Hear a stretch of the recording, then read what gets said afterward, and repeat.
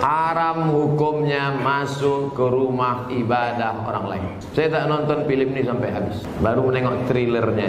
Tapi di dalam itu yang bisa saya komentari, pertama masuk ke rumah ibadah. Karena Nabi tak mau masuk ke dalam tempat fihi surah wat tamathil, kalau di dalam itu ada patung berhala. Maka dalam Islam mazhab Syafi'i mengharamkan masuk ke dalam rumah ibadah di dalamnya ada berhala. Mazhab Syafi'i. Kita pakai mazhab apa? Mazhab Syafi'i. Di masa tahun 1330 Hijrah berkembang itu, Kiai Haji Hasyim Asy'ari memberikan fatwa tidak boleh ikut-ikutan masuk ke gereja. Bahkan beliau menghukumi siapa yang ikut ke sana mizayyim, bahkan sekedar mengenakan simbol-simbol, pakai topi dan sebagainya, fahuwa kafir, maka ikut dalam kekafiran mereka. Man tasyabaha biqaumin fahuwa minhum. Itu keluar fatwa. Ya. Hati-hati Bapak Ibu sekalian, hati-hati ya. Ini tidak mudah. Nah, yang jadi persoalan sekarang, kok bisa sekarang semakin berkembang? Ya. Saya nggak bisa memahami itu. Mohon maaf, saya tidak bisa memahami sampai hari ini. Kok bisa adzan berkumandang di tempat ibadah orang lain? Buka puasa di tempat ibadah orang lain ngapain? Pantasan orang-orang singgah di masjid habis, ininya habis dibawa ke tempat ibadah agama lain. Kan sholawatan di tempat ibadah agama lain kan kacau situasi seperti itu. Ya. Itu nggak tepat ya, itu tidak tepat. Teman-teman, di video ini saya ingin membahas sesuatu yang berkaitan dengan video yang kemarin, di mana ketika saya membahas sesuatu yang berkaitan dengan gereja. Yang pertama, saya ingin meluruskan sesuatu yang mungkin ini bisa menjadi salah paham. Ya, dimana ketika saya melihat beberapa komentar ada yang demikian, tidak mengurangi rasa hormat, saya mengucapkan minta maaf yang sebesar-besarnya jika ada kalimat yang salah dan penyampaian yang kurang tepat. Yang pertama, ketika saya mengucapkan bahwa tidak boleh seorang muslim masuk ke suatu gereja atau haram, memang ada beberapa ulama yang berbeda pendapat dengan hal ini. Namun semuanya mengarah ke hal yang sama, yaitu antara makruh dan mubah. Bahkan ada yang mengharamkan. Contohnya seperti Imam Asy-Syafi'i. Ini ada beberapa alasan. Yaitu yang pertama, kalau kita masuk gereja untuk menjelekkan ibadah mereka, terus kita merusak fasilitas gereja, itu haram. Ya. Namun kalau kita masuk ke gereja, ya, hanya untuk masuk saja, tanpa ada tujuan yang jelek, hanya masuk, maka itu boleh. Sekedar masuk, melihat-lihat, habis itu keluar, ya itu boleh. Balik berikutnya, kalau kita diundang ke gereja, ya, terus diminta untuk mengikuti ibadah mereka, terus diminta untuk menghafal nyanyian mereka dan lain sebagainya, yang itu bersifat peribadatan mereka atau perayaan mereka, itu haram. Nggak boleh. Ya, itu namanya toleransi. Kita tidak boleh mengganggu mereka, begitupun sebaliknya, mereka tidak boleh mengganggu kita atau memaksa kita harus ke sana. Ini juga berkaitan dengan kemarin. Karena apa? Di video kemarin, yaitu Gus Miftah masuk ke gereja dengan beberapa perkara, di mana beliau di sana mengucapkan sesuatu, yaitu salam kepada orang non-muslim. Itu hukumnya haram, tidak boleh. Ya. Jadi di sini, di konteks video ini saya mengingatkan kepada beliau. Lalu setelah itu, saya juga membahas, yaitu tentang berhala. Ya.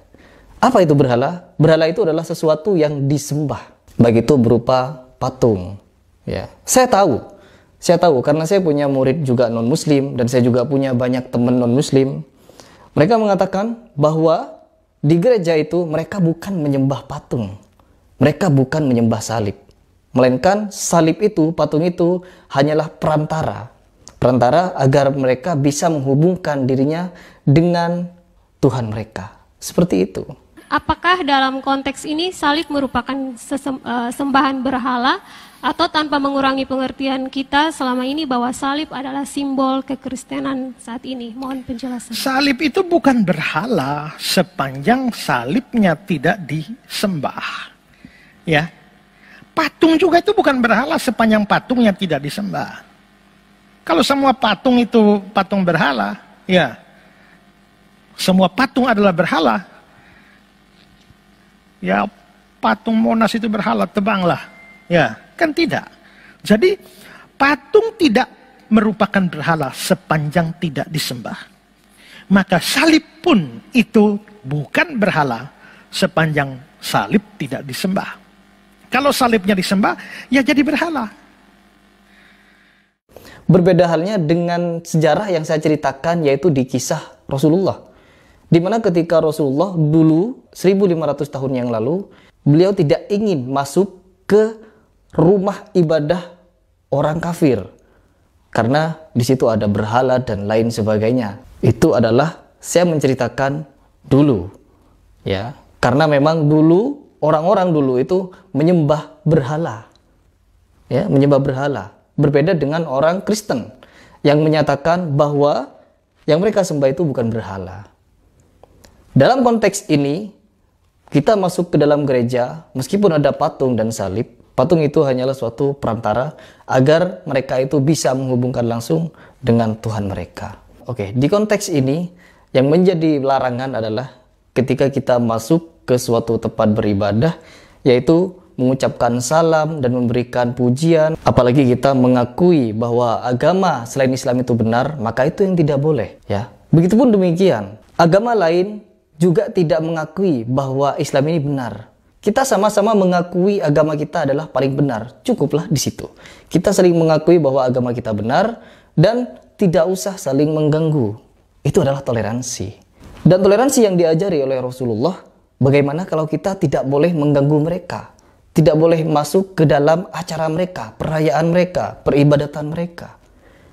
Seperti itu. Kita tidak boleh. Ini sudah sangat jelas dan gamblang bahwa para ulama kita sepakat di dalam konteks perayaan, peribadatan, dan juga ritual-ritual keagamaan, kita tidak boleh masuk ke dalam rumah ibadah orang non-muslim. Jadi pada dasarnya di konteks ini yang saya jelaskan adalah pada zaman Rasulullah dulu. Dan di zaman sekarang konteks yang dilakukan oleh Gus Miftah ini adalah dia masuk ke dalam rumah ibadah orang non-muslim dan mengucapkan salam di sana. Itu yang tidak boleh, dan itu juga haram hukumnya. Oke, mungkin ada beberapa video yang bisa menjelaskan hal ini. Seperti ini. Ini tadi kemarin ada video orang yang bernamanya Agus Miftah. Ini dia bikin puisi di mana? Di gereja. Di belakangnya atau di atasnya ada salibnya. Dia mengatakan apa? Di saat aku memegang tasbih, kau memegang salib. Aku ke Istiqlal, kau ke katedral, ya. Dan ini namanya Islam Nusantara, ya.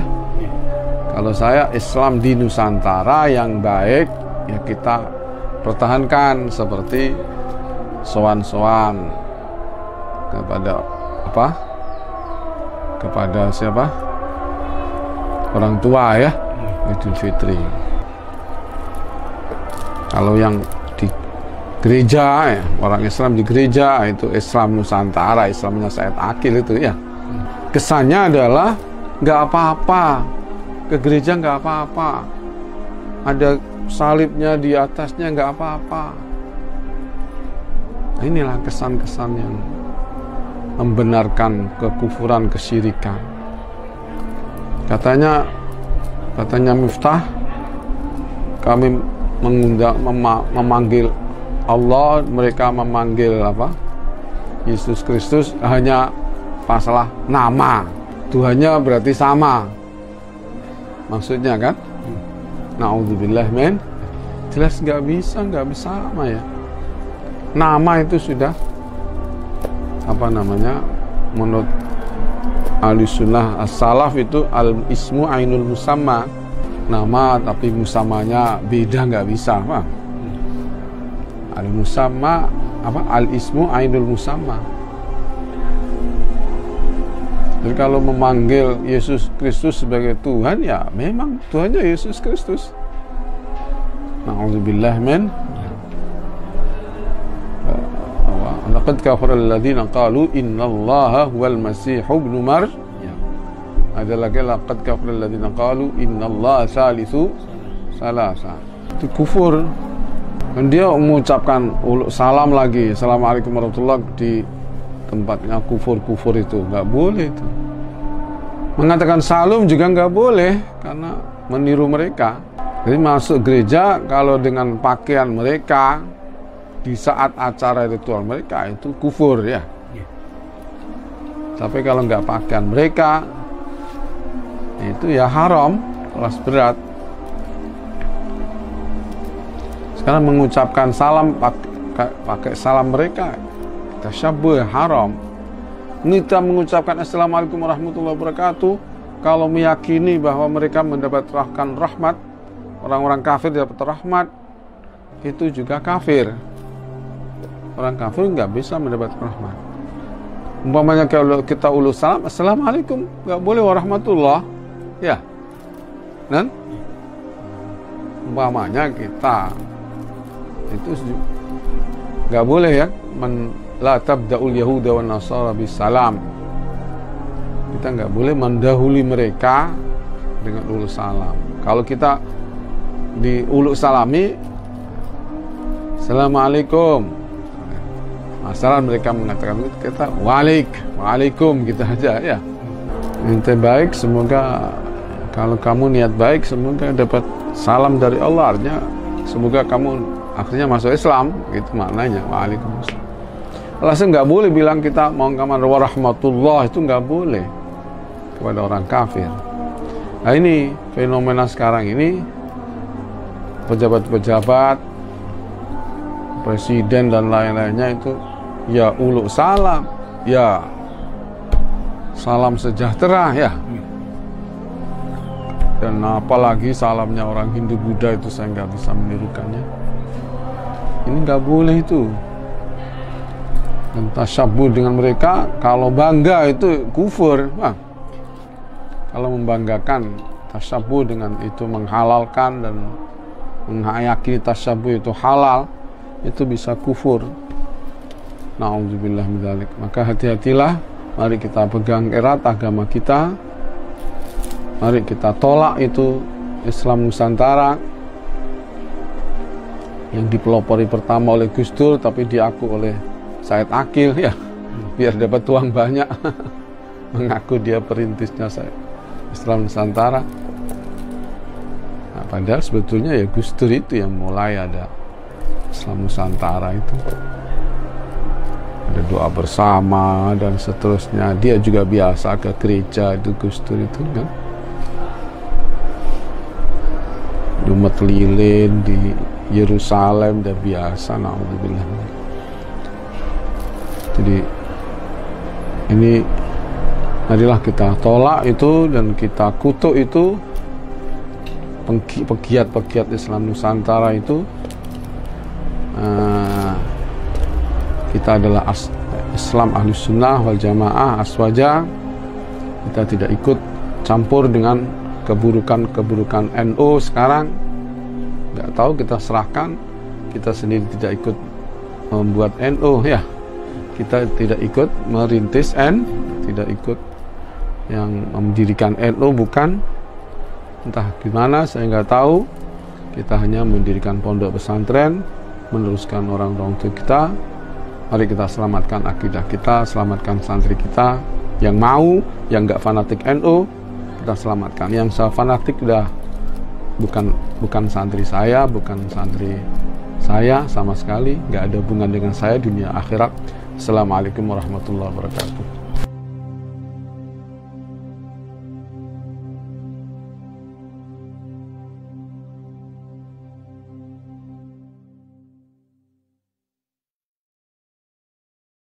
Sakniki nggih kata ahli sunnah wal jamaah sing ora cetha. Ngakune ya NU. Ngakune ahli sunnah tapi khutbah di gereja. Karena enten tadi wong ora waras kuwi.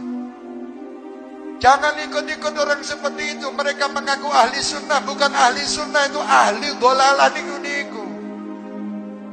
Neng gereja ceramah. Lah apa-apa.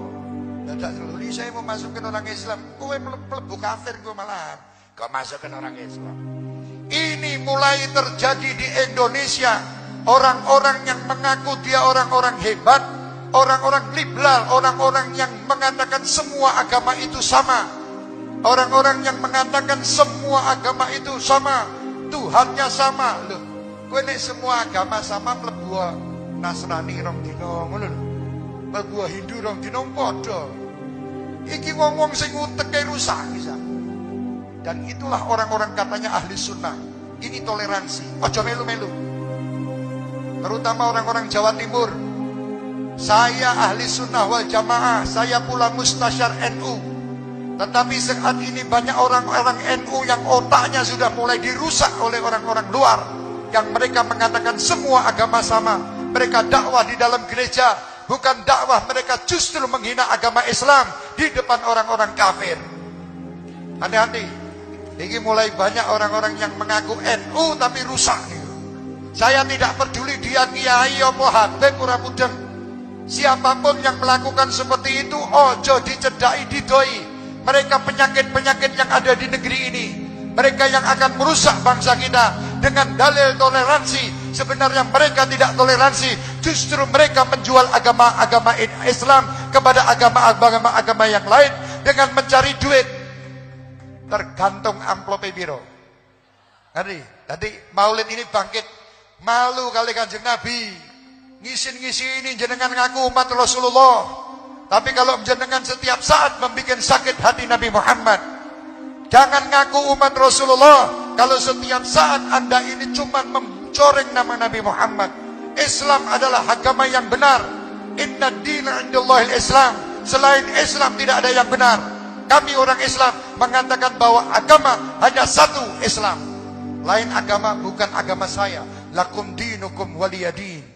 Assalamualaikum warahmatullahi wabarakatuh. Setelah beredarnya orasi kebangsaan saya di sebuah gereja di Jakarta Utara, tepatnya di GBI Penjaringan atas undangan panitia. Saat itu saya hadir bersama Gubernur DKI Jakarta Mas Anies Baswedan, Sekjen PBNU Gus Helmi, dan beberapa tokoh agama, ada FKUP lah di sana. Dan itu atas undangan mereka. Acara yang diberikan kepada saya pun judulnya Orasi Kebangsaan dalam rangka peresmian GBI, bukan dalam rangka peribadatan. Dicatat, dalam rangka peresmian, bukan dalam rangka peribadatan. Gara-gara itu kemudian saya dihujat banyak netizen dengan mengatakan Miftah sesat, Miftah kafir, syahadatnya batal, dan lain sebagainya. Gus Miftah marah? Enggak, saya bersyukur, alhamdulillah. Nah, saya kemudian hanya mikir begini. Orang seperti saya yang kebetulan dikasih oleh Allah menjadi orang yang mampu membimbing sekian ratus orang untuk bersyahadat menjadi seorang mu'alaf. Hanya gara-gara video tersebut saya dikatakan kafir. Luar biasa. Itulah dakwah zaman sekarang. Kalau dakwah zaman dulu tugasnya adalah mengislamkan orang kafir, dan dakwah hari ini mengkafir-kafirkan orang Islam. Kemudian ada pertanyaan, apa kemudian landasan atau dalil yang melatar belakangi hadirnya Gus Miftah di acara tersebut, selain tentunya diundang oleh panitia? Oke, akan saya bacakan satu kutipan keterangan dari kitab Mausu'ah Fiqih Kuwait. Kitab ini berisi tentang ensiklopedia persoalan fikih dari berbagai mazhab. Kira-kira begini penjelasannya, tolong disimak. Bismillahirrahmanirrahim.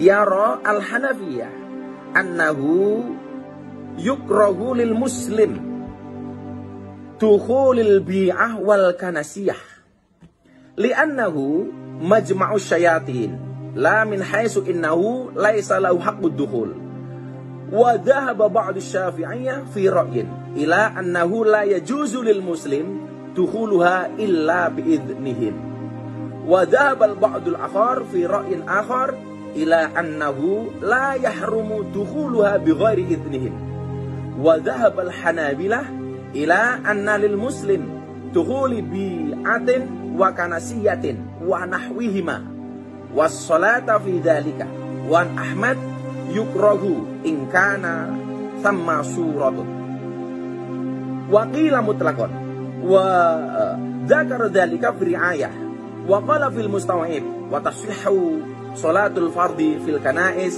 wal bi'i ma'al karahah.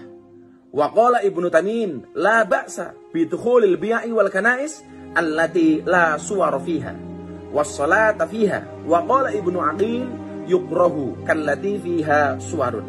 Wa haka fil karahah riwayataini. Wa qala fis sarhi la ba'sa bis sholati fil kanisiyah an-nadifah.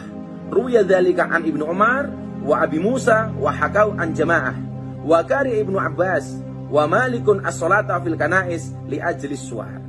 Nah, di dalam keterangan ini minimal ada 4 perbedaan pendapat ulama tentang masuk gereja bahkan sholat yang ada di dalamnya. Saya pikir saya nggak perlu menerjemahkan karena para netizen terutama yang menghujat saya tentunya lebih alim daripada saya. Jadi saya pikir nggak perlu diterjemahkan, pasti Anda sudah paham. Terima kasih, salam cinta saya kepada semuanya termasuk yang berbeda pendapat dengan saya bahkan yang menghujat saya. Matur nuwun. Assalamualaikum warahmatullahi wabarakatuh.